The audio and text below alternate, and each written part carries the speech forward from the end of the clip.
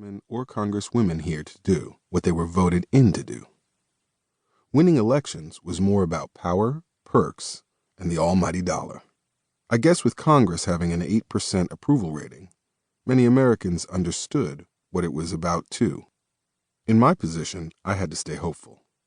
I had to make VP Bass understand how much I needed her, especially going forward.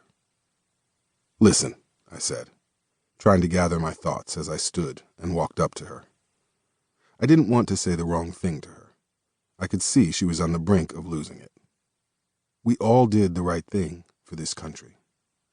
You may not realize it now, but eventually you'll see the impact of passing that law. As for me, I don't have an agenda. The American people do, and they're counting on us to cease some of the madness that is going on. We must work together to make the lives of others much better. If we can't do that, then there is no purpose in us being here. VP Bass shut her eyes, causing a slow tear to run down her face. She stepped away from me and walked closer to the sofa.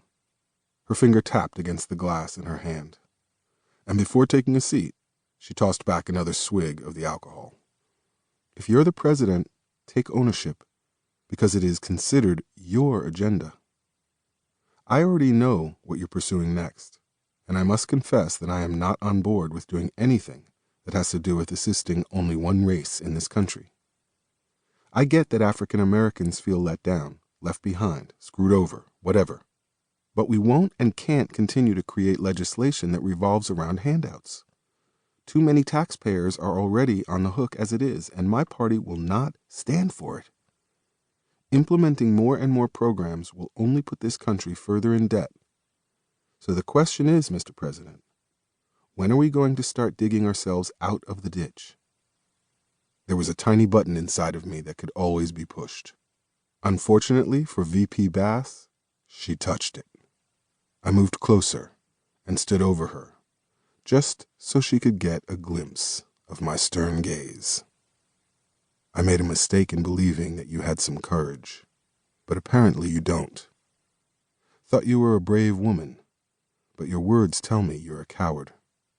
When things get a little rough, you prove to me that a bottle of alcohol becomes your best friend, and it can cause you to spew stupid shit that doesn't make sense. I could go on and on about what most black people in this country really want, but unfortunately, your ignorance will not allow you to comprehend. Therefore, to answer the question you posed to me earlier about what you should do, here is my suggestion. Dig your ass off that sofa and go resign. If I can't use you, I don't need you." Apparently offended, she shot up from her seat like a rocket. Her face was scrunched up. A whiff of her alcoholic breath attacked me.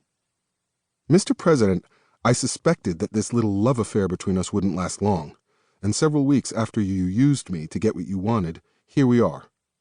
You will need me again, so you'd better think long and hard about how you intend to approach me going forward. I won't subject myself to your continuous disrespect, nor will I follow your lead on legislation that isn't beneficial to all Americans. Like it or leave it, asshole. It's as simple as that." I shrugged. She could definitely come better than that. "First of all, don't insult me. I would never have a love affair with a woman of your caliber. Sorry, but you're not my type. And you're the one who'd better think long and extremely hard about how you approach me. You will need me, especially after the GOP gets finished dragging you through the mud, hanging you out to dry. Now I'm done with this conversation, and before I say anything else, I ask that you leave now, or leave later with regrets." The one thing VP Bass knew was not to challenge me. She stomped toward the door, bumping into Raynetta, who was on her way in. "You must be out of your freaking mind staying married to a jerk like him. What a waste of a beautiful woman." "I applaud you, my dear. May God bless you," VP Bass said. Raynetta's eyes grew wide. She had a smirk on her face as well. Obviously, she didn't trip off the VP's name-calling as much as I did. All she did was shut the door behind VP Bass, and then she headed toward me. "I guess you pissed her off pretty good, huh?" "Real good, but she pissed me off too."